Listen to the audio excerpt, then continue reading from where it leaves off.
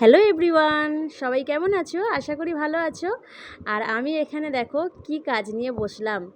সামনে পুজো এসে গেছে, কোথায় কি শাড়ি টাড়ি পরতে লাগবে, তো সেই কারণে ব্লাউজগুলোকে সব বার করেছিলাম। অ্যাকচুয়ালি কি হয় জানো তো, ব্লাউজ যখন আমরা পরতে যাই তখন দেখি এই হুক খুলে গেছে, ওইটাতে হুক নেই, বা হুক ঘরগুলো ঢিলা হয়ে গেছে, কোনোটাতে হুক ঘর নেই, এই রকম অবস্থাতে পরে থাকে ব্লাউজগুলো। আর প্রচুর ব্লাউজ আমার কাছে যত না শাড়ি তার থেকে ব্লাউজই বেশি।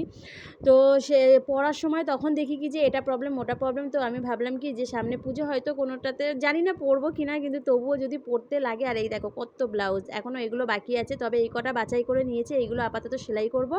কারণ এইগুলোর হুকগুলোর খুবই অবস্থা খারাপ, হুকগুলো এতটা পরিমাণে ঢিলা হয়ে গেছে। আর জানো তো রেডিমেড ব্লাউজে হুক ভালোভাবে মানে সেলাই করা থাকে না, তো সেইগুলো আর সেলাই করা হয়নি, ওভাবেই পরে নিয়েছিলাম। তো এখন ভাবলাম যে এগুলোকে একটুখানি ঠিকঠাক করে রাখি, কারণ সেই যখন মেশিনে রেগুলারই বসছি, কারণ এর সেলাই ওর সেলাই করতে হচ্ছে, তো ভাবলাম নিজেরটাও কিছু কিছু আস্তে আস্তে করে রাখি। আমার তো আবার ভীষণ অনীহা আছে। তো ভিডিওটা ভালো লাগলে অবশ্যই কিন্তু লাইক করতে